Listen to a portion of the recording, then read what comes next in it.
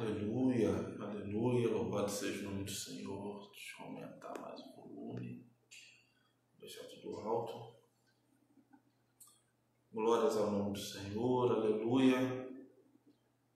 A paz do Senhor a todos, boa noite, boa tarde ou bom dia. Eu não sei que horário em que você vai estar vendo essa live, mas eu creio que o Senhor vai te abençoar da mesma forma. Vamos aqui para a nossa terceira mensagem. Mensagem de hoje sobre a igreja de Pérgamo. Aguardamos só uns minutinhos, porque o Instagram está notificando os seguidores que estão online, notificando sobre a nossa live, sobre a nossa pregação desta noite. Pregação que terá como tema mais uma das igrejas da Ásia Menor. A paz do Senhor a todos. Você que vai ver essa live depois, você que está vendo essa live durante a manhã, você que está vendo essa live durante a madrugada, eu creio que Deus vai falar contigo.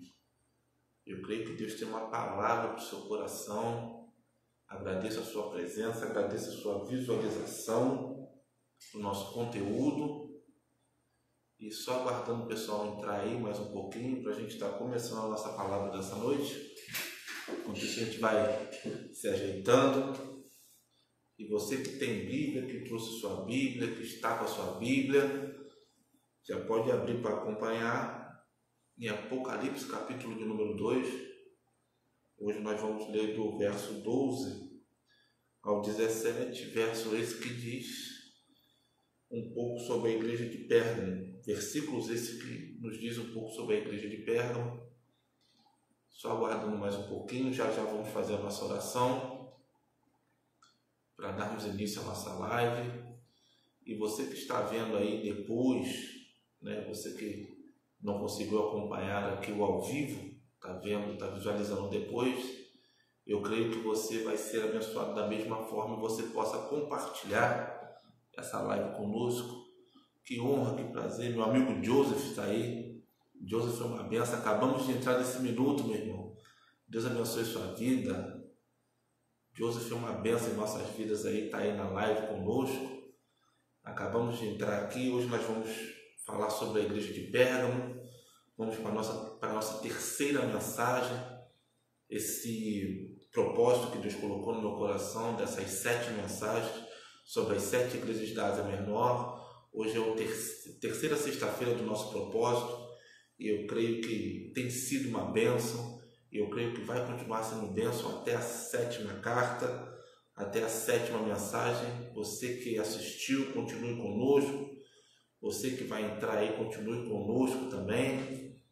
Você pega essa setinha aí, compartilha, envia essa live para alguém que precise ouvir da parte de Deus. Pega essa live aí, envia para alguém, para um amigo, para um conhecido, para que possa assistir, que nos ajude a semear o conhecimento de fato, que nos ajude a propagar a palavra de Deus, acima de tudo. Amém? E eu creio que Deus tem uma palavra para você essa noite. E nós vamos já começar orando, para a gente não tomar muito tempo. Vamos orar e pedir que Deus nos abençoe nessa noite. E vamos dar início à nossa mensagem, mas vamos orar e pedir que a presença do Espírito Santo inunde a casa, o trabalho, seja lá onde quer que você esteja assistindo essa live, que a presença do Espírito Santo possa te tocar aí, amém? Soberano Deus, eterno Pai, diante da Tua presença nos colocamos, Senhor, para te pedir perdão por qualquer pensamento, palavra ou ato que possa ter entristecido o Teu Espírito, Pai. Deus, te peço mais uma vez que o Senhor possa usar meus lábios, Pai, que o Senhor possa me usar para transmitir a mensagem que vem do trono da Tua graça. Pai, de forma especial, quero pedir por cada um que está entrando nessa live, cada pessoa que está vindo da sua igreja, cada pessoa que está vindo no trabalho, cada pessoa que está acessando essa live, Senhor, depois dela ter acontecido, que o Senhor possa tomar a vida dessa pessoa, que o Senhor possa tomar os familiares dessa pessoa, que o Senhor possa tomar cada área da vida dessa pessoa nas Tuas mãos, Pai. Aonde houver necessidade de cura, que o Senhor possa entrar com cura. Aonde houver necessidade de libertação, que o Senhor possa entrar com libertação. Pai, aonde houver necessidade, que o Senhor estenda as mãos, que o Senhor possa estender as mãos ainda essa noite. Pai, o Senhor tem liberdade para falar com Teus filhos, Pai, de forma especial. Deus, em nome de Jesus, que o Senhor possa trazer luz a qualquer questionamento. Pai, onde houver depressão, onde houver tristeza, que o Senhor possa inundar com a Tua presença, Senhor, e abundar a alegria que vem do Teu Espírito.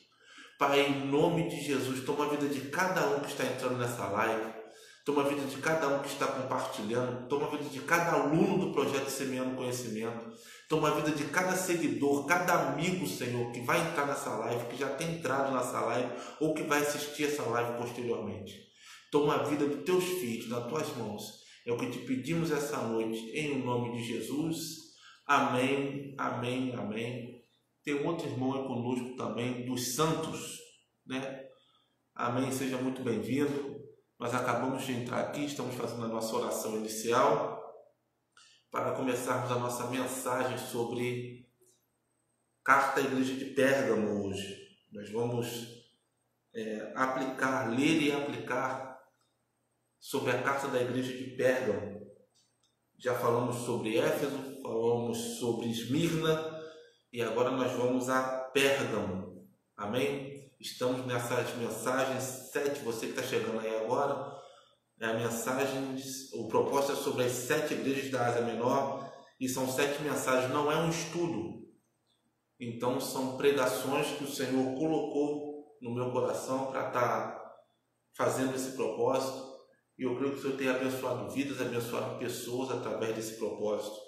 E você que não é aluno do projeto Semeando Conhecimento, eu preciso falar isso aqui, que afinal de contas esse ano nós estamos abrindo o curso básico de teologia do projeto Semeando Conhecimento. Você que quer saber mais informações acerca do nosso curso básico, acerca do nosso curso médio também, que nós vamos abrir mais para o meado do ano, mais para maio, junho, a gente vai estar abrindo um curso médio em teologia. Então você que quer saber mais informações, envie um direct para nós. E o telefone de contato também está nas nossas postagens do Instagram.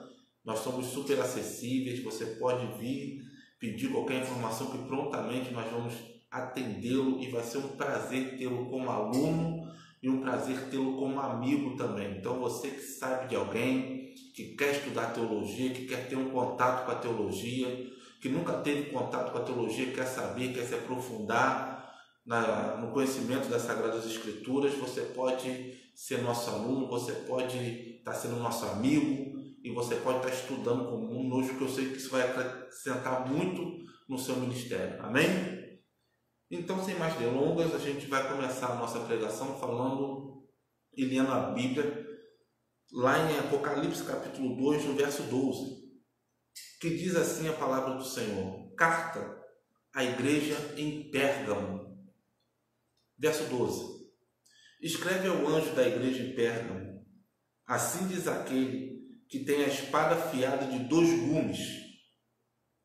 Verso 13.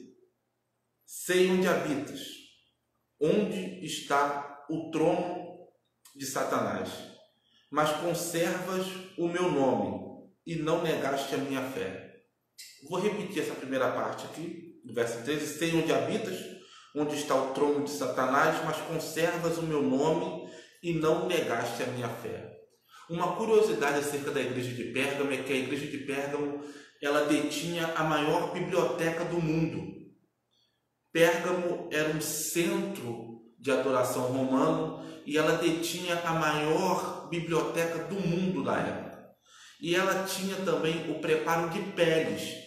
Preparo de peles esse para escrita, daí o nome Pergaminho. O nome Pergaminho veio da igreja de Pérgamo, da cidade de Pérgamo, melhor dizendo, porque era uma cidade que tratava a pele de animais e vendia para escrita, daí o pergaminho era feito de pele de animais, diferente do papiro. O papiro era uma planta que nascia às margens do Nilo, em alguns lugares da Galileia também, e essa planta macerada, amassada e processada dava origem a folhas, ok? Folhas para escrita, que era muito usada no Egito. Então esse era o papiro, eles chamavam de papiro essa folha vinda dessa planta. Mas o pergaminho, que era feito na cidade de Pérgamo, o pergaminho tem esse nome porque ele era feito de peles de animais. Então tem essa curiosidade acerca da igreja de Pérgamo, que a gente começa fazendo uma alusão ao próprio nome. E no verso 13 fala assim, onde habitas, onde está o trono de Satanás. Então, Jesus está falando para a igreja que sabia o conceito onde ela estava inserida. E Jesus fala uma palavra dura acerca desse conceito, desse contexto onde ela estava inserida. Eu sei onde você está. E ele agora ele usa um nome para falar desse lugar. Eu sei onde habitas. Aonde está o trono de Satanás. Então, por que essa palavra trono de Satanás na igreja de Pérgamo? Porque Pérgamo era o principal centro de adoração ao imperador romano. A cidade de Pérgamo, ela tinha o centro da adoração ao imperador romano. Na época, o imperador, quando foi escrito Apocalipse, o imperador que lançou João, que degradou João à ilha de Patmos, era o imperador Domiciano. E Domiciano ele queria ser adorado como Deus. Então, ele sendo adorado como Deus, ele se criou em volta de si mesmo aquela atmosfera de divindade, de adoração a ele mesmo. E Pérgamo era o principal centro de adoração ao imperador romano. Então, a gente vê aqui que a primeira coisa que Jesus fala à igreja de Pérgamo é: sei onde você está, que é o principal centro de idolatria dos romanos. E ele chama esse centro de idolatria de trono de Satanás. Ele chama de trono de Satanás aonde tem um homem que quer ser idolatrado. Ele chama de trono de Satanás aonde tem homens que idolatram homens. Eu vou repetir isso aqui, que a gente começa a aprender com o texto.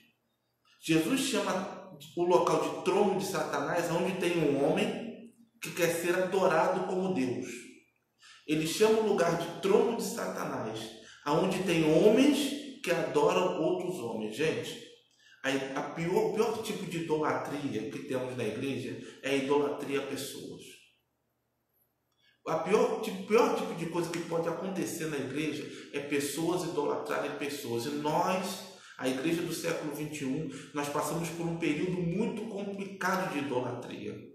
Muitos protestantes vão falar dos católicos falando da idolatria a Maria, idolatria à imagem, idolatria a anjos e etc e tal. Mas nós passamos um período em que homens estão idolatrando homens. E não é na igreja católica, não é em culto pagão, é dentro da igreja protestante.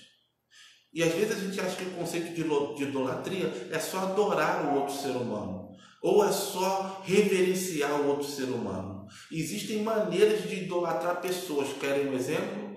Existem situações que o cantor A ou o cantor B chega na igreja e o culto praticamente acaba. Existem lugares que o pregador A, o pregador B chega na igreja, era como se entrasse Jesus na igreja. Então a mensagem é um pouco dura, mas é isso. Jesus está chamando de trono de Satanás a igreja ou lugar que idolatra homens e homens que gostam de ser idolatrados. Porque na igreja a honra, a glória e o poder é voltados para Jesus. O único digno de ser adorado na igreja é Jesus de Nazaré. Não existe homem na igreja para ser idolatrado. Não existe dons na igreja para serem idolatrados. Existe Jesus de Nazaré, que é o cabeça da igreja. Ele sim é digno de todo louvor, poder e adoração. Então aqui Jesus começa com uma palavra dura no verso 13. Eu sei onde você está, eu sei onde habitas, que é onde está o trono de Satanás. O local fixo da idolatria do trono romano. E agora ele continua o versículo falando: mas conservas o meu nome e não negaste a minha fé. Logo depois dele conhecer o contexto em que está inserido, ele fala: não negaste o meu nome, ou conservas o meu nome e não negaste a minha fé. Quando a gente fala de conservar o nome e não negar a fé, são coisas diferentes. Preste atenção. Quando ele fala aqui: mas conservas o nome e não negaste a minha fé, o nome que foi conservado está ligado ao caráter. O nome da igreja que ele está falando aqui, que Cristo está falando, está ligado ao caráter da igreja.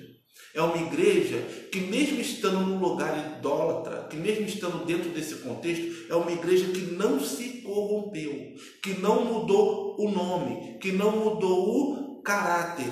Então vocês querem um exemplo para nome? É simples. Vocês lembram de Daniel, quando foi para a Babilônia? Nabucodonosor tentou colocar um nome nele, Belsazar, mas ele continuou sendo conhecido como Daniel, não mudou. José foi para o Egito, sendo governador, e tinha que ter o nome egípcio. E cismaram de chamar ele de Zafenat-Paneia. O que aconteceu? Também não pegou. Ele continuou sendo José do Egito. Então o que a gente entende aqui é: a gente pode estar no contexto idólatra, a gente pode estar no contexto corrupto, a gente pode estar no contexto de adoração a cultos e imagens pagãs, mas você deve conservar o seu caráter. O que vai te fazer diferente dentro desse meio é você conservar o seu caráter.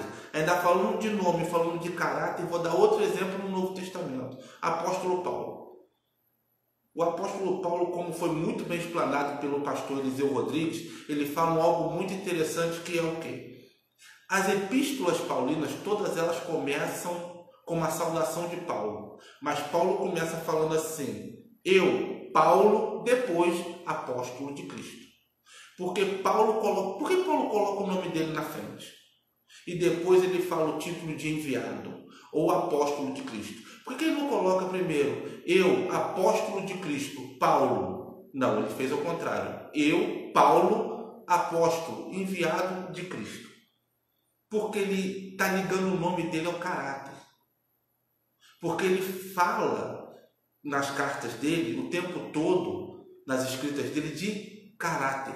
Ele dá ensinamento acerca de caráter cristão. Então, para Paulo, o mais importante é, antes do título, eu ter caráter. Antes da minha posição e do meu cargo, eu ter caráter.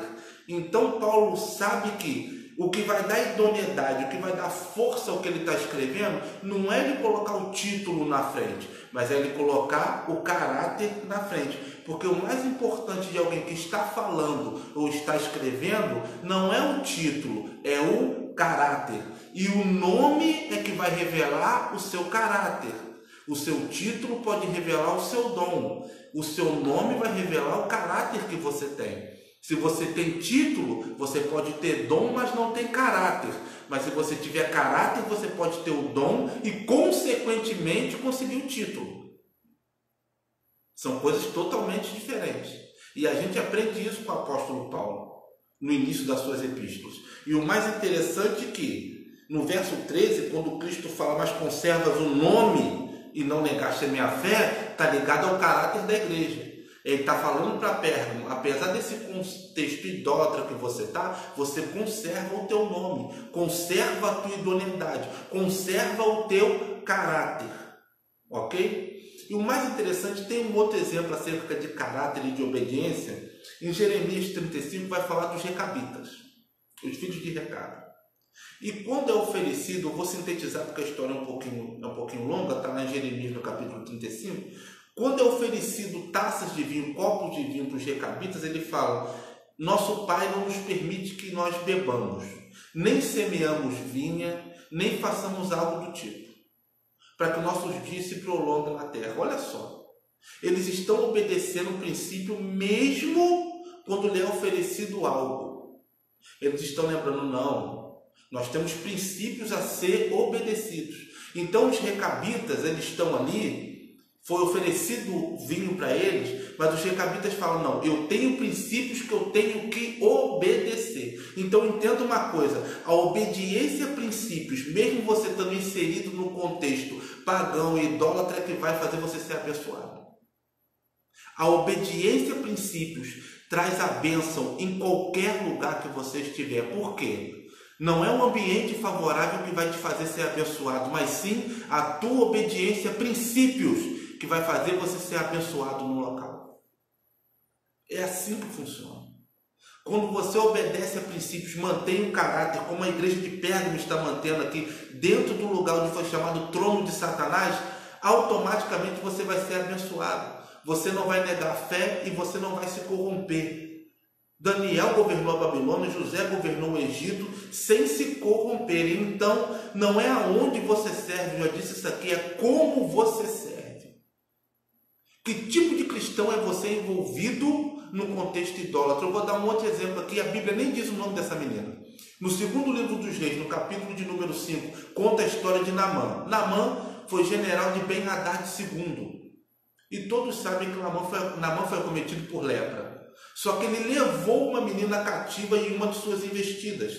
E essa menina conhecia o profeta Eliseu. E agora essa menina está num lugar oprimida, foi levada cativa. Ela não tem nada a ver com a doença de Naamã, mas ela resolve ajudar a resolver o problema.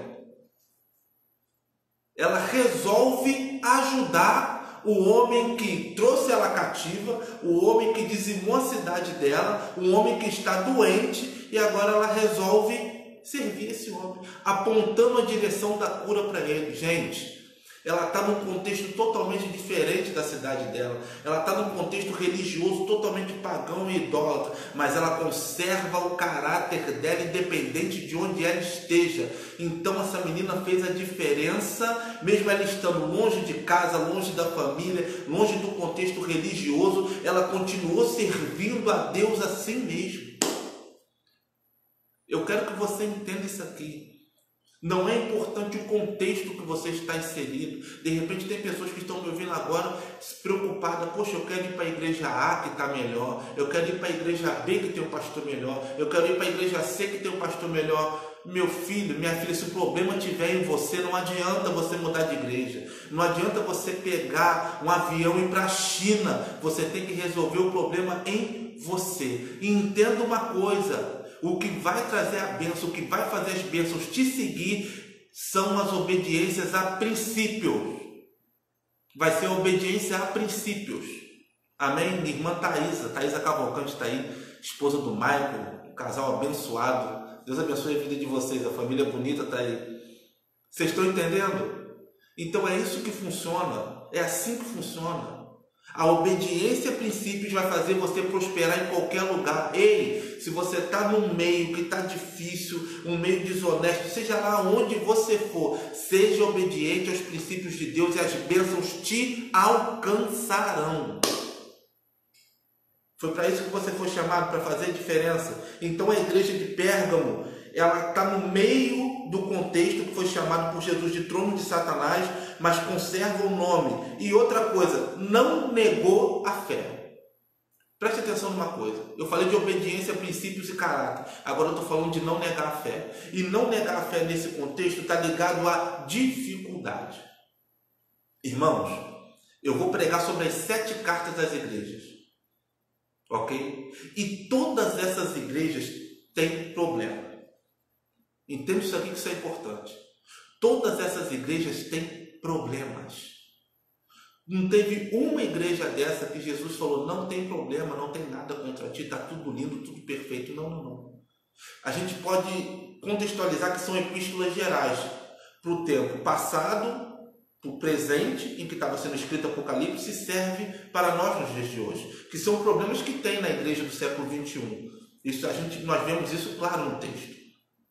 Então agora, o que está ligado a não negar a fé está ligado a dificuldades na igreja. Eu fiz um seminário escatológico em Petrópolis, no IETEP, eu e minha esposa fizemos, e tivemos aula com o pastor Joel Pessata. E na época estava tendo uma crise de combustível, entenda bem o que eu vou falar. Estava tendo uma crise de combustível e estava uma dificuldade tamanha para se sair de casa, os postos estavam vazios e tinha filas quilométricas atrás de 1 galão de combustível. Foi no ano de 2018, se não me engano, se não me falha a memória. E o pastor citou, olha, nessa dificuldade, se o anticristo, palavras do pastor Joel, se o anticristo tivesse em pé, com um monte de galão de gasolina, querendo carimbar o braço de cristão a troco de gasolina, os cristãos aceitariam. E a classe pergunta para o professor, por quê? Porque nós estamos vivendo um período que a igreja não gosta de passar por dificuldade. Estamos vivendo um período que a igreja do século XXI não quer passar por dificuldade. Estamos vivendo um período que a igreja do século XXI, os cristãos do século XXI, querem ficar confortáveis na igreja, confortáveis no evangelho e não querem passar dificuldade. E aí, meu irmão, isso é um erro. Isso é um erro, porque todos nós fomos avisados ao longo de séculos. Ok? Nós fomos avisados ao longo de séculos que passaríamos por dificuldades. O mesmo Jesus nos falou: no mundo tereis aflições. Então, quando o professor Joel falou esse tipo de coisa, quando ele falou que a igreja não gosta mais de passar por dificuldade, não quer mais passar por dificuldade, seria ao ponto de negar a fé para ter conforto. E irmãos, entenda uma coisa: muitos estão apostatando da fé nos dias de hoje para poder ter conforto na igreja. O crente está trocando o confronto da palavra e a mudança, abandonar o pecado para estar confortáveis na igreja. Entenda uma coisa: a igreja de Cristo não foi chamada para ficar confortável no mundo, ela foi chamada para estar confortável no céu. Nós nos preparamos no mundo para sermos arrebatados e vivermos uma plenitude de eternidade confortáveis, porque se você buscar conforto aqui, de repente é por aqui mesmo que você vai ficar.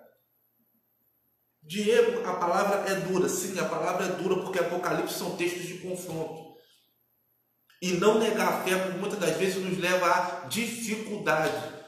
Pastor Tiago, Deus abençoe. Pastor Tiago é meu amigo de infância, pastor Tiago Ramos, lá da Bahia, lá de Ilhéus, se não me engano. Está aí na live com a gente. Então, não negar a fé, nesse contexto de Apocalipse, aqui, não negaste a minha fé, está ligado à dificuldade.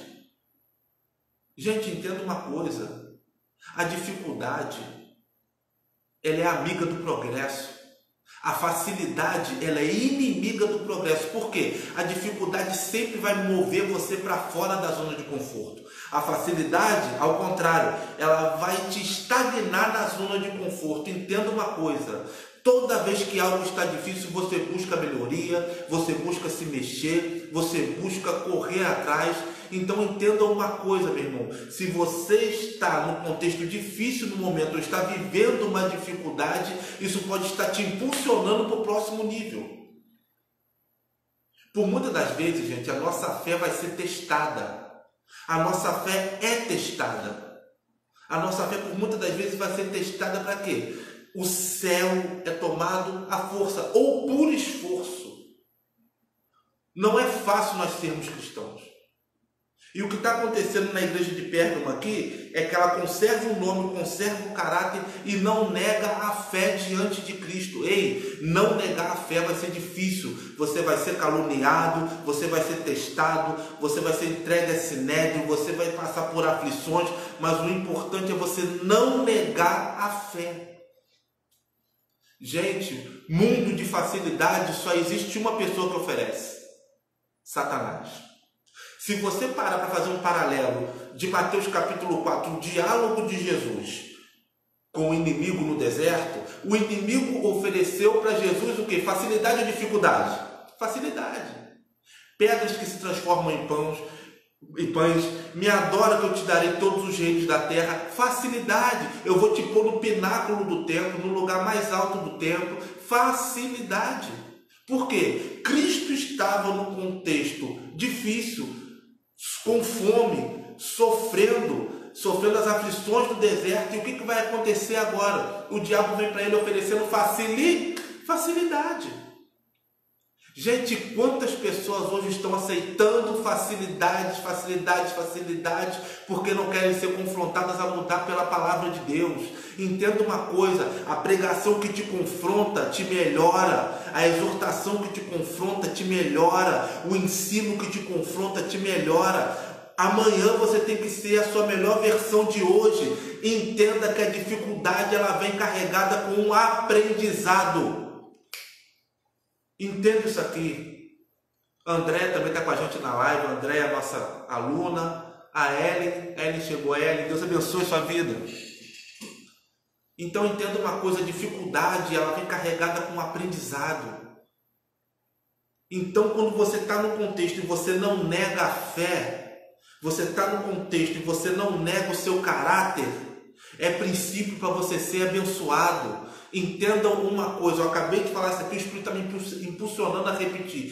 Se você está num contexto difícil, se você está num contexto deturpado, seja religioso ou social, de repente é a oportunidade de você fazer a diferença onde você está.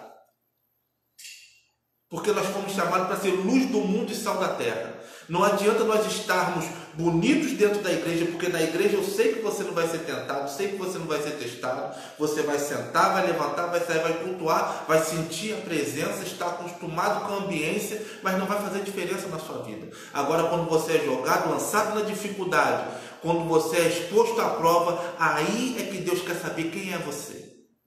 Não interessa para Deus o que você faz quando tudo está bom. O que interessa para Deus é a sua reação na dificuldade. Deus não quer ver sua reação quando bate no seu ombro e fala: você prega muito, você louva muito, você ensina muito. Deus quer saber quando você descobre que está sendo caluniado, quando você descobre que está sendo passado para trás, quando você é execrado, quando fazem acepção da sua pessoa. É assim que Deus quer saber como você vai reagir. São nessas situações. E aí, o que você faz? Nega o nome, nega o caráter, ou permanece de pé idôneo, usando essa força que o Espírito Santo te deu? É assim, nós fomos chamados para isso. E dificuldades permeiam a igreja.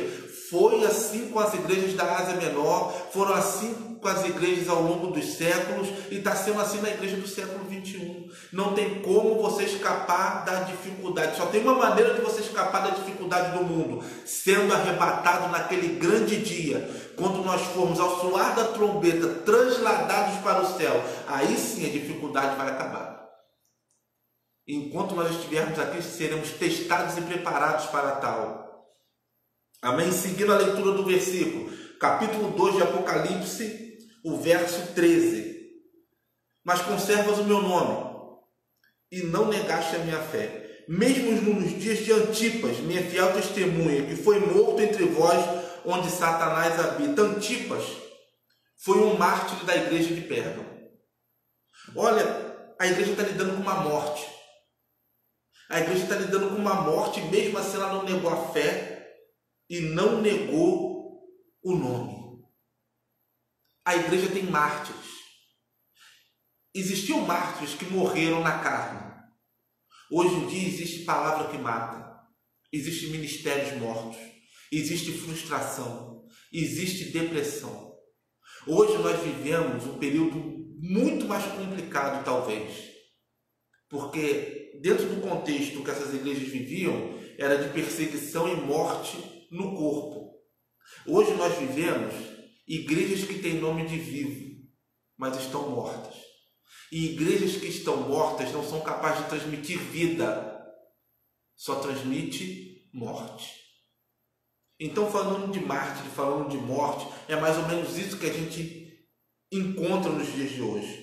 Mas dentro desse contexto de Apocalipse, falando de Antipas, que foi fiel testemunha, o testemunho de Antipas levou ele à morte. Entenda uma coisa: por não negar o nome de Cristo e por ser testemunha, esse homem foi martirizado.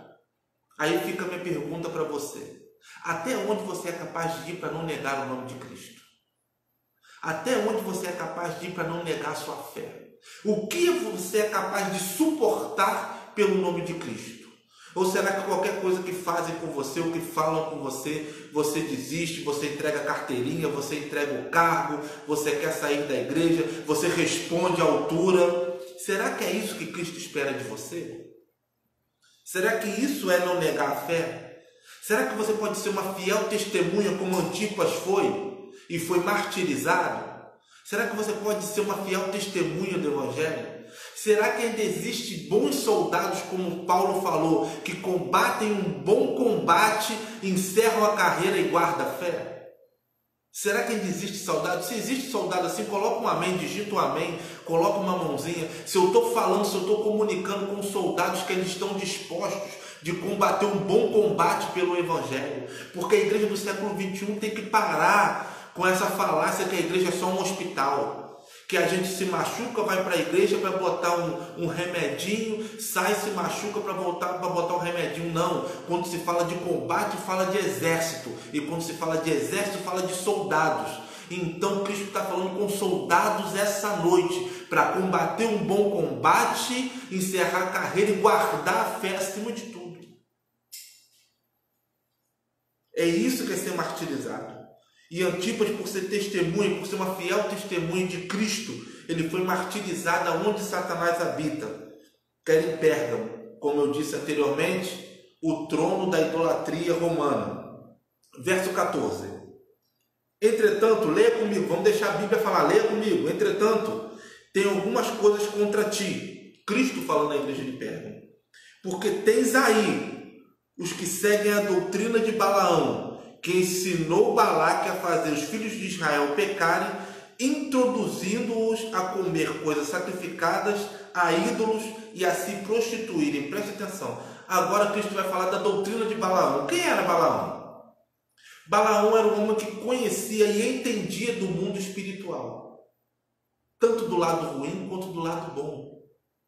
Então, Cristo está falando para a igreja de Pérgamo que tem contra ela, que tem gente lá que tem conhecimento dos dois lados, ok? E tendo conhecimento dos dois lados, está ensinando isso à igreja e está levando a igreja a comer coisa sacrificada a ídolos e a se prostituir. Ei, preste atenção numa coisa.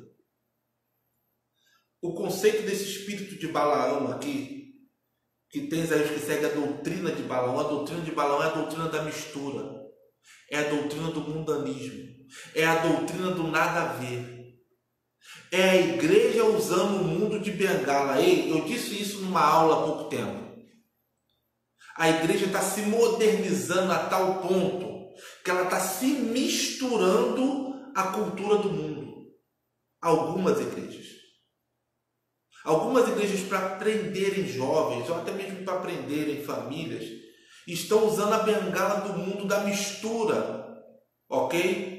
Estão usando de modernidades mundanas para poder prender pessoas na igreja. Isso é a doutrina de Balaão. Isso é a doutrina do nada a ver. E esse povo que segue a doutrina de Balaão está levando o povo a comer coisa sacrificada a ídolo e, principal, a se prostituir. Existem hoje verdadeiras atrocidades em cima de altares. Existem pessoas que sobem em púlpitos que não têm o mínimo de conhecimento bíblico para alimentar a noiva do Cordeiro. Eu vou repetir isso aqui. Existem pessoas que não têm o mínimo de conhecimento bíblico e estão subindo nos altares para alimentar a noiva do Cordeiro. O dono da casa vai descer em revista e vocês vão pagar conta disso. Existem pessoas que estão em adultério, que têm pecados horríveis ocultos, impondo as mãos sobre pessoas e abençoando, ungindo e liderando lugares, sem vida no altar, sem compromisso com Deus. Um dia o dono da casa vai descer em revista na casa dele e vocês vão dar conta disso tudo. Entendam uma coisa de uma vez por todas: a igreja não suporta mistura. A igreja é a noiva de Cristo, santa e imaculada. A igreja não precisa de bengala mundana para poder prender ninguém. O evangelho não precisa ser atualizado para prender ninguém. A Bíblia não precisa ser atualizada para falar o coração de ninguém. Nós que viemos do mundo, que temos que nos adequar aos princípios bíblicos para vivermos debaixo da promessa de Deus. É assim que funciona. O evangelho é o mesmo, Deus é o mesmo, e Deus não quebra princípio. Eu sei que a palavra é dura, eu sei que a pregação é dura, mas é isso, a doutrina de Balaão na igreja é a doutrina da mistura. E muitos estão se prostituindo e comendo coisa sacrificada a ídolos. E a prostituição aqui não está só ligada à lascívia da carne, não. Entenda uma coisa. Falar de prostituição aqui não está só falando de a mulher que sai com o homem, ou o homem que sai com a mulher. Preste atenção, você pode se prostituir em várias coisas. Você pode adulterar em vários tipos de coisa. A mentira é um tipo de prostituição. A avareza é um tipo de prostituição. Então cuidado com a doutrina da mistura, porque tem muito Balaão querendo dar jeitinho na igreja hoje. Ok? Tem muito Balaão querendo varrer para debaixo do tapete e cobrir, para não perder receita na igreja, para não perder dízimo na igreja, para não perder pessoas na igreja. Existe muito Balaão fazendo vista grossa para pecados horrendos, por causa da condição financeira de outro. Ei, um dia vocês vão prestar conta disso. A igreja é santa e imaculada. A igreja não aceita mistura. Um dia o noivo vai cobrar isso de vocês. E é isso que Cristo está falando que tem contra a igreja de Pérgamo. Tens aí quem segue a doutrina de Balaão. Balaão ensinou Balaque a pecar. E entenda uma coisa, de repente não vem do menos influente. De repente não vem daquele pobrezinho que está encostado no canto. De repente vem de alguém que está de pé para ensinar. De repente vem de alguém que está à frente para pregar. De repente vem de alguém que tem muita condição e influência dentro da igreja. Porque entenda uma coisa, ninguém quer ser igual aquele que chega de bicicleta com o pneu furado. Ninguém se espelha na vida daquele casal que chega um de cara feia para o outro. Não. Todo mundo quer ser igual àquele que chega de carrão. Todo mundo quer ser igual àquele que chega bem trajado, bem bonito. E entenda uma coisa, Naamã, quando cavalgava nas campinas da Síria, o cavalo era bonito, a armadura era reluzente, mas só Deus sabe o que a armadura e a roupa de Naamã escondiam. Então presta bem atenção em quem você se espelha. Presta bem atenção em quem você ouve, quem você lê, quem você bota dentro da sua casa, quem te aconselha. Ei, casal que é casado, presta atenção. Preste atenção à irmã que aconselha, o irmão que aconselha. Eu aprendi uma coisa ao longo da minha vida. Ao longo desse pouco tempo de caminhada, eu aprendi uma coisa muito interessante. Eu parei de olhar para ouvir palavras de pessoas. Ok? E passei para olhar para as atitudes, a olhar atitudes, melhor expressão. Porque tem muita gente que fala muito bonito, que fala muita coisa, mas a atitude não condiz com aquilo que fala. Então, eu comecei a amadurecer um pouco no Evangelho e comecei a prestar atenção, não naquilo que estão falando em cima do altar, não naquilo que estão falando comigo na minha frente, mas o que a pessoa está vivendo. Quais são as reais atitudes da pessoa quando ela está longe da igreja? E fica o meu conselho para você que está vendo essa live. Pare de prestar atenção às palavras bonitas que estão falando para você, ou que talvez estão até te aconselhando. Começa a ver se essa pessoa tem condição de te aconselhar, tem condição de pregar para você, tem condição de te ensinar. Vê se ela está vivendo aquilo que ela prega. Vê se ela está vivendo aquilo que ela ensina. Vê se o conselho que ela dá funcionou na vida dela. Vê se está acontecendo isso na vida da pessoa. O conselho é: para de ouvir pessoas, começa a olhar como é que elas estão vivendo. Porque se você não estiver vivendo aquilo que você está pregando, você está vendendo um produto que você não compraria. E o nome disso é mentira. Ok? Isso a gente vê na mídia todo dia. Você acha que toda pessoa que faz um comercial de refrigerante toma refrigerante? Mentira. Mas isso para o mundo serve.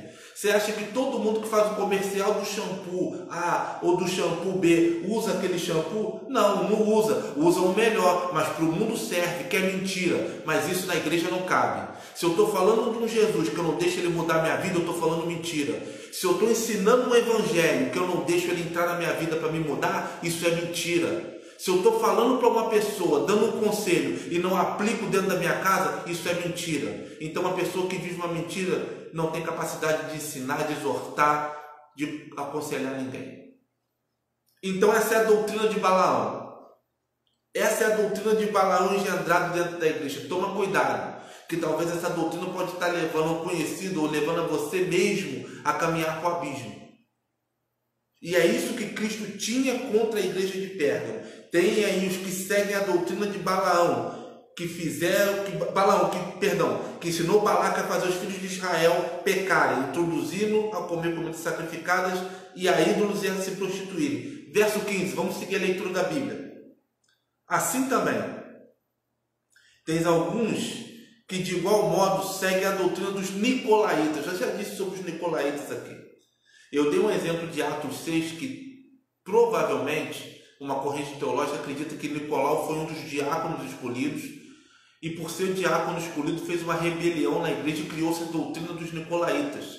Ok? Eu levantei essa hipótese aqui, é uma vertente de um pensamento teológico e a gente trabalha em cima disso, que Nicolau era alguém de dentro que criou um grupo, e esse grupo foi tão nocivo na igreja que já é a segunda vez que nós vemos Cristo falar da doutrina dos nicolaítas. Então me explica, eu que não vi a primeira e a segunda live, o que seria a doutrina dos nicolaítas? A doutrina da rebelião, a doutrina da reclamação, a doutrina da murmuração. Gente, isso é um perigo. A doutrina de quem está insatisfeito e começa a murmurar. Isso está ligado também à dificuldade da igreja, está ligado a uma das dificuldades da igreja, que está atrelada à murmuração. Gente, lembra de uma coisa: o povo que saiu do Egito pereceu no deserto, rodou no deserto 40 anos por causa da murmuração, por não aceitar passar por aquilo que precisava passar. E isso aqui veio do céu, eu até me arrepiei aqui. O povo pereceu uma geração inteira no deserto, 40 anos, porque não estava disposto a passar por aquilo que precisava passar. Queriam carne, queriam água, queriam comida melhor, reclamando enquanto estavam passando no deserto, se rebelando contra Moisés enquanto estava passando no deserto. O que aconteceu com aquela geração de murmuradores? Pereceram no deserto. Meu irmão, então presta atenção. Passe por aquilo que for preciso passar, sem murmurar. Viva aquilo que seja preciso você viver, sem murmurar. Porque talvez essa murmuração está te deixando preso nesse deserto. Oh, Espírito Santo de Deus. Eu sinto a presença de Deus aqui. Eu sei que tem alguém que precisa ouvir isso aqui. A mesma murmuração que prendeu o povo no deserto durante 40 anos pode estar acontecendo na sua vida. Então pare de reclamar e olhe para frente. Se é necessário passar pelo deserto, passar o frio, passar o calor, passar a escassez, ao invés de passar murmurando, passa dando glória a Deus. Porque quando você passa dando glória a Deus, o deserto fica mais curto. Quando você passa agradecendo a Deus, o deserto fica mais curto e você alcança a terra prometida mais rápido. Agora, quando você passa murmurando, você fica dando volta dentro da prova, dentro do vale e não sai. Quanto mais você murmura, mais você reclama, mais você fica preso no deserto, mais você fica preso nessa situação, mais as coisas parecem que pioram na sua vida. Por quê? Não é porque o inimigo está agindo na sua casa, não é porque o inimigo está agindo em você, é por causa da sua murmuração. Deus está me levando por esse lado, então eu vou pregar o que Deus está me levando. Aonde Deus está me levando? E a doutrina dos nicolaítas, um dos pilares é esse. Além da rebelião, é a murmuração. Está dentro do problema, está murmurando. Ei, se Deus permitiu que isso acontecesse na sua vida, ergue a sua cabeça, peça força aos céus e passe sem murmurar, porque logo, logo esse deserto vai ter fim, a provisão vai chegar, você vai tomar posse dessa terra e Deus vai te abençoar rica e abundantemente. Mas depende da tua gratidão, depende do teu esforço, depende da tua oração. Da mesma forma que a murmuração está te prendendo, a gratidão pode estar te tirando, está te libertando. Oh, Jesus!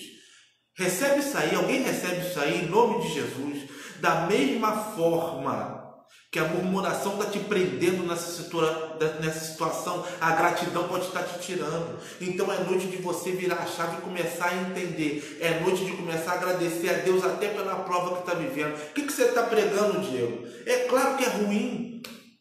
É claro que ninguém quer passar por uma situação difícil. Aqui não está nenhum louco, eu não sou nenhum louco. Passar por situações adversas é ruim. A gente chora, dói. Passar por deserto, por escassez é ruim? Sim, é ruim. Mas entendam uma coisa, nós devemos dar glória e agradecer em tudo. Por quê? Só de você estar vivo dentro dessa situação já é um milagre.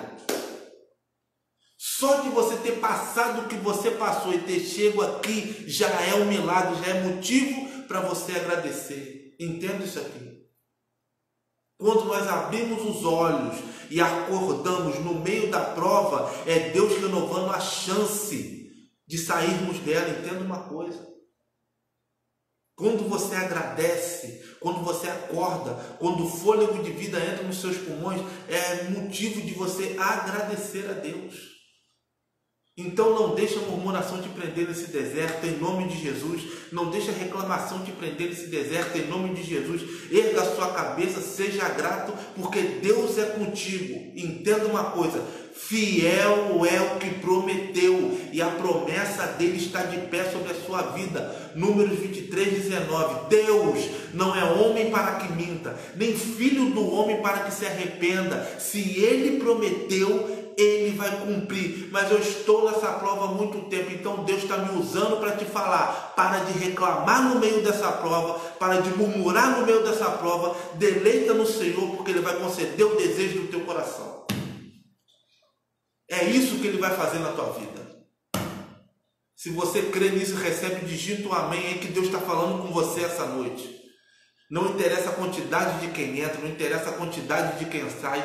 Se tiver 2 ou 3 ou 4, são 2 ou 3 ou 4 que precisam ouvir a palavra de Deus. E Deus está falando com você essa noite. Para de murmurar, porque eu estou aqui para te abençoar. Então tem aí, verso 15. Assim também tem os que seguem a doutrina dos nicolaítas, que eu acabei de falar aqui agora de murmuração. Amém? Verso 16, quem tiver aí vai ler comigo. Verso 16. Portanto, Cristo fala à igreja de Pérgamo: arrepende-te. Se não te arrependeres, logo virei contra ti e lutarei contra eles com a espada da minha boca. Entenda isso aqui. Cristo está falando que virei contra ti, que vai vir contra a igreja. E lutará contra eles quem segue a doutrina dos nicolaítas. Cristo vai lutar contra, com o quê? Com a espada que sai da minha boca. Entenda uma coisa. A espada aguda de 2 gumes que sai da boca de Cristo está ligada à palavra. Aqui não precisa a gente fazer uma exegese, algo mirabolante para a gente entender que Cristo está falando que vai pelejar contra o murmurador, que vai pelejar contra o rebelde, usando a palavra, a espada aguda que sai da boca dele. E falando dessa espada, tem uma referência em Hebreus 4,12 que diz assim a referência: portanto, a palavra de Deus é viva e eficaz, mais cortante que qualquer espada de 2 gumes, capaz de penetrar até o ponto de dividir o espírito, juntas e medulas, e apta para discernir pensamentos e intenções do coração. E é aqui que eu queria focar com vocês. Se a palavra é apta para discernir intenções e pensamentos, em primeiro lugar, não é intenção e pensamento de quem ouve. Pega esse mistério aqui. Ela é apta para discernir intenção e pensamento, primeiro, de quem fala.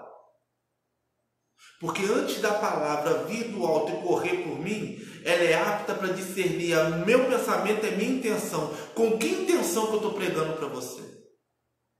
Qual é a intenção que está no meu coração? Será que eu estou com um coração cheio de alegria e estar aqui pregando para você?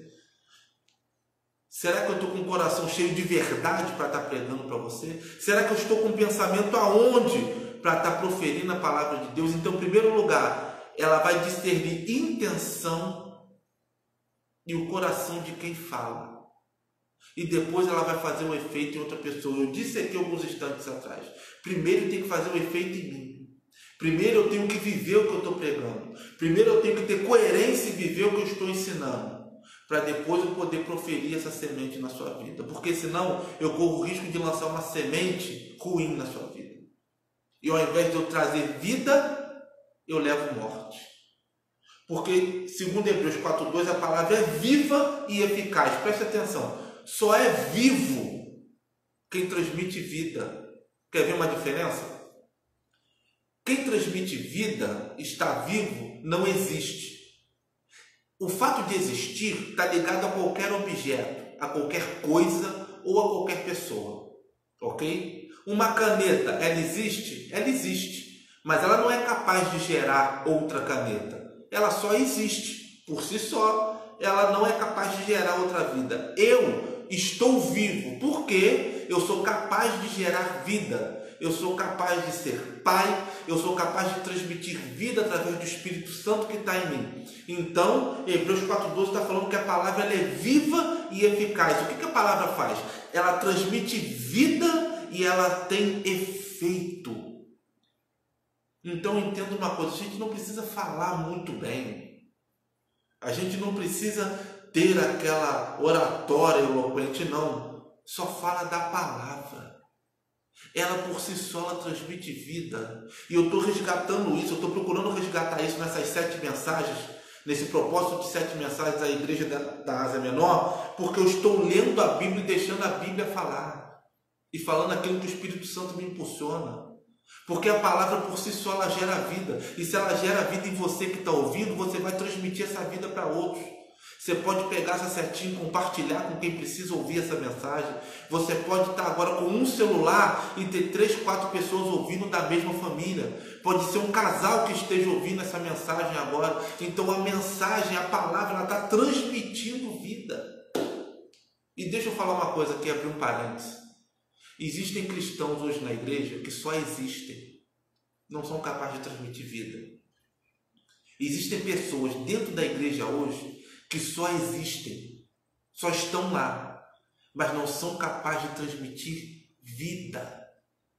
Transmitir vida vai muito além de existir, de só estar no culto, de só estar de corpo presente no culto. Ei, Deus quer te tirar dessa inércia, dessa frieza espiritual. Ele quer que você tenha vida em você para transmitir vida aos seus, para transmitir vida onde quer que você chegue. Nós estamos vivendo dias de pessoas que só existem dentro da igreja, que estão na igreja e não são capazes de transmitir vida a ninguém, que nem procuram se preparar para transmitir vida a ninguém, porque para você transmitir vida você tem que estar preparado para isso, em todas as áreas, para aturar a retaliação. Você tem que se preparar biblicamente, espiritualmente, para poder levar uma palavra, para poder falar aquilo que é preciso na hora que é preciso. Então que nós possamos forjar uma igreja viva, que marcha, que milita na terra, que carrega a bandeira de Cristo e do Evangelho genuíno. Isso é estar vivo na presença de Cristo. Amém? Então a palavra ela é viva e eficaz. E Cristo vai vir e pelejar contra os nicolaítas, contra os que seguem a doutrina de Balaão na igreja de Pérgamo, trazendo a palavra dentro da igreja. Ei, quantas igrejas precisam voltar a pregação genuína do Evangelho, a voltar a engendrar a palavra dentro dela, a voltar a fomentar o ensino da palavra dentro dela. A nossa realidade hoje é que a escola bíblica dominical, principalmente, é um dos departamentos mais defasados da igreja. Eu estou falando aqui com professores aqui. A irmã André é uma professora de escola bíblica dominical, mas graças a Deus na igreja dela é uma bênção. A igreja que eu também participo, que eu dou aula naquela igreja, a igreja é uma bênção na minha vida e creio que é uma bênção na vida das suas ovelhas também. Mas é uma professora e sabe o que eu estou falando aqui. A escola bíblica dominical em algumas igrejas hoje é um departamento a ser esquecido. Tiram de domingo, botam para qualquer dia. Por quê? Domingo tem que acordar mais tarde. Ai, domingo eu não posso. Eu tenho que ver isso, eu tenho que ver aquilo. Estão deixando o ensino da palavra em segundo plano. Estão deixando a pregação da palavra em segundo plano. Estão deixando a preparação de obreiros em segundo plano. A gente vê muito ministério hoje, não frustrado, mas muito ministério inchado de quê? De grito, de roda-roda, de movimento. Não que eu não seja pentecostal, eu gosto do mover do Espírito Santo, mas eu gosto do mover com entendimento. Eu gosto do mover do Espírito Santo, eu não gosto de meninice. Eu gosto de ouvir a palavra de Deus, eu não quero ouvir grito desesperado, forçação de barra em cima do altar. Entenda uma coisa, gente, nós precisamos resgatar o ensino e a propagação da palavra nas igrejas. Quando Cristo fala à igreja de Pérgamo que vai vir e vai lutar com a palavra, é Ele dando um recado à igreja de Pérgamo. Ei, volta a falar da minha palavra dentro da igreja. Voltem a ler a minha palavra dentro da igreja. Voltem a propagar a minha palavra dentro da igreja. Voltem a viver a minha palavra dentro da igreja. É a palavra. Eu costumo dizer isso em aula, eu costumo dizer isso em pregação. A oportunidade que eu tenho, eu costumo dizer isso. Gente, vai ter dia que o profeta vai faltar. Vai ter dia que não vai ter o eis que te digo, Deus manda te dizer. Tem dia que você vai ligar o louvor e o louvor não vai te arrepiar. Vai ter dia que você vai orar e o céu vai estar de bronze, a oração não vai passar do teto. A única coisa que vai sobrar para você consultar é a Bíblia, é a palavra de Deus. E é ali que Deus vai te revelar. Por muitas das vezes, essas fontes vão falhar, o homem vai falhar, o louvor vai falhar, mas entenda uma coisa, a palavra de Deus não falha, ela é inerrante. Aonde você abrir e ler, eu tenho certeza que tem resposta aos seus questionamentos. É isso que nós precisamos resgatar. E a melhor forma de lutar contra os murmuradores e lutar contra o mundanismo dentro da igreja é o quê? É a palavra de Deus. Ela é o alicerce da igreja. Uma igreja que não tem palavra, que não tem compromisso com a palavra, é uma igreja que pode ruir a qualquer momento. É um castelo com fundações num monte de areia. Porque a palavra ela é a rocha que sustenta a igreja. Vamos seguir. Verso 17, caminhando para o final dessa mensagem. Verso 17 diz assim: quem tem ouvidos, ouça o que o Espírito diz às igrejas. Ao vencedor darei do maná escondido e uma pedra branca, na qual está escrito um novo nome que ninguém conhece, a não ser aquele que o recebe. Gente, isso aqui é um mistério lindo e maravilhoso. Jesus está falando para a igreja de Pérgamo que ao vencedor vai dar do maná escondido. Ei, entenda uma coisa, e eu quero profetizar para você. Deus vai te dar revelações profundas ainda essa noite. Esse maná escondido, essa provisão escondida, isso aqui é algo que vai impactar a sua vida e impactar outras pessoas que te circundam. Deus vai te dar revelações na palavra.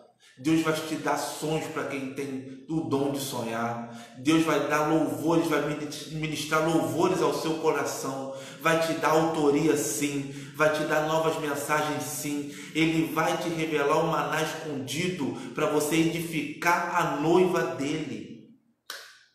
É isso que ele está falando que vai fazer com o vencedor. Ele vai dar do maná escondido. Ele vai te revelar algo do trono da graça. Então, ei, essa noite vai dormir ligado. Ei, essa noite não vai dormir sem orar. Ei, essa noite ele vai te dar de comer do maná escondido. Eu creio. Ele vai te revelar coisas grandes.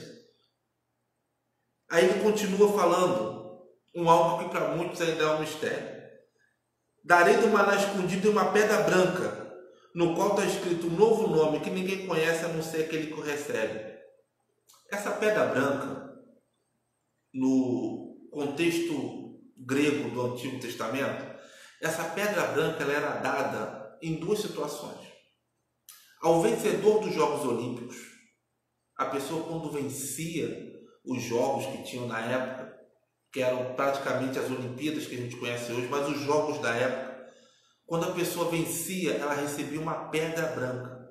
E essa pedra branca simbolizava que você era um vencedor. E você recebia essa pedra branca que ficava com você. E ali tinha o seu nome. Então, a garantia da sua vitória estava naquela pedra branca que o imperador entregava a você. Você sendo vencedor dos jogos. Agora, olha o que Cristo fala para a igreja. Ao vencedor, eu darei uma pedra branca que está escrito um novo nome. Ei, então receba essa pedra branca essa noite. Cristo hoje está assinando a tua vitória, está entregando na sua mão. Hoje você vai dormir com essa pedra branca nas mãos, com a garantia que a bênção já chegou na sua casa. Não vai chegar não, a bênção já chegou na sua casa. Então, da mesma forma de quando foi escrito esse texto, os vencedores dos jogos tinham a sua vitória confirmada por essa pedra branca, Cristo está confirmando a sua vitória essa noite, te entregando essa pedra branca. Então, receba essa pedra branca. Essa é a primeira opção. A segunda opção, quando Cristo continua falando que ninguém conhece o nome, a não ser aquele que o recebe, essa pedra branca, em outras situações, ela era quebrada em dois, por dois amigos. Quando dois amigos queriam criar uma aliança forte, Quando dois amigos queriam ter uma amizade inquebrável e inquestionável, eles pegavam essa pedra branca, partiam em dois. E cada um escrevia o nome um do outro e trocava. Então eu recebi uma pedra branca com o nome do meu amigo, o meu amigo recebeu uma pedra branca com o meu nome. Cristo está falando que vai dar isso ao vencedor. Ei, eu vou partir essa pedra em duas e vou te entregar com o meu nome e vou ficar com o seu nome nas minhas mãos. Então essa noite o seu nome está nas mãos do Senhor e a outra metade está na sua mão. Cristo está fazendo uma aliança com pessoas através dessa live aqui. Cristo está fazendo uma aliança contigo. Ele já te entregou uma pedra branca, confirmando a tua vitória essa noite. E Ele está com um pedaço dessa pedra branca nas mãos dEle, à destra do Pai, com o seu nome. E para entregar a sua vitória, Cristo está pronto a abençoar pessoas aqui essa noite. Cristo está pronto a abençoar pessoas que estão vendo essa live depois. Cristo está pronto a derramar bênção na sua casa, na sua vida, no seu casamento, no seu ministério, porque o seu nome está na palma das mãos de Cristo. Esse é o conceito da pedra branca. E quem tem ouvidos, ouça o que o Espírito quis dizer à igreja essa noite. Amém? Aqui eu encerro essa mensagem, essa breve reflexão. Espero que vocês tenham sido abençoados com essa mensagem. Espero que vocês guardem isso. Espero que vocês tenham recebido essa pedra branca que foi entregue à igreja de Pérgamo. Espero que vocês tenham recebido que Cristo está com o seu nome, o nome de vocês, na palma da mão dele. E se você crê, você digita aí um amém. O povo que ainda está comigo aí, a minha esposa está ali interagindo. Eu creio que a Andréia esteja aí, a Ellen estava, a Thaís estava. Amém? Se você está aí, coloca o seu nome aí para eu te cumprimentar. Compartilhe esse conteúdo, compartilhe essa palavra. Eu creio que, como você foi abençoado com essa pregação, outras pessoas podem ser abençoadas também. Na sexta-feira que vem, a Andréia está ali com a gente. A Andréia, amém, digitou um amém. Na sexta-feira que vem nós vamos estar aqui. Vamos continuar o nosso propósito. Amém. Na sexta-feira que vem nós vamos falar da igreja de Tiatira, ou Tiatira. Amém, como você quiser pronunciar. E nós vamos continuar com as nossas 7 sexta-feiras, 7 mensagens, o nosso propósito juntos.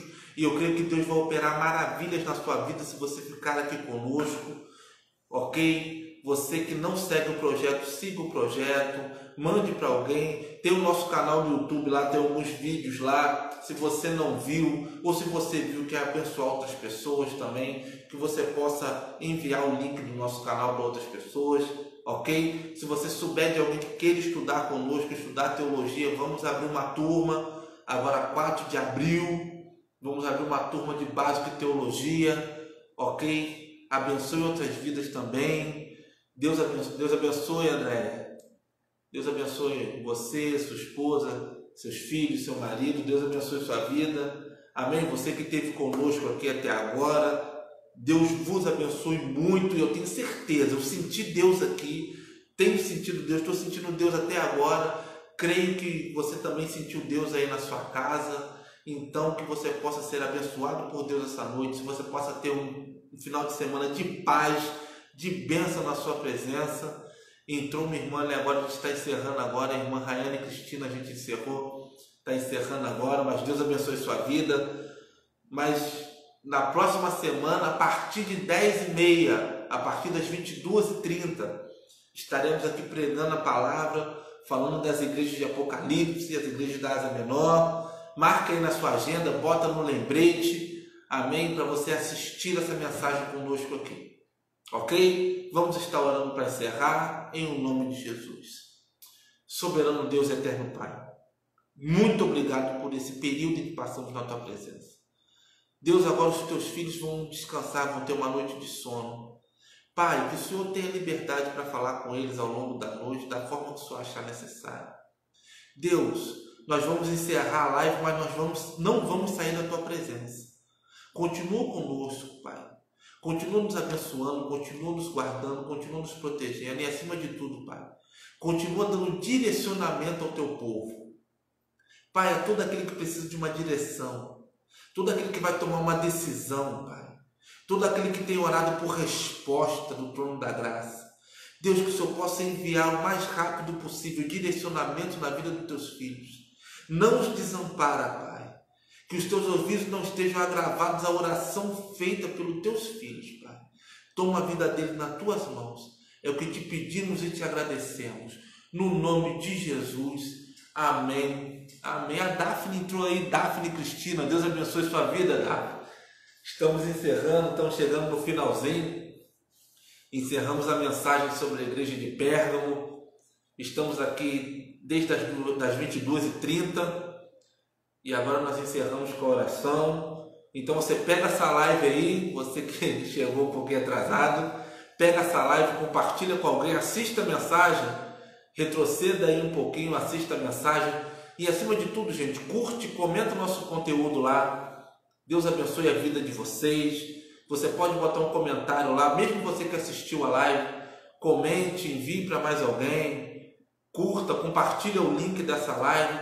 Eu creio que Deus vai abençoar muito a vida de vocês, amém? Até sexta-feira que vem, a partir das 22h30, estaremos aqui. Deus abençoe sua vida. Forte abraço.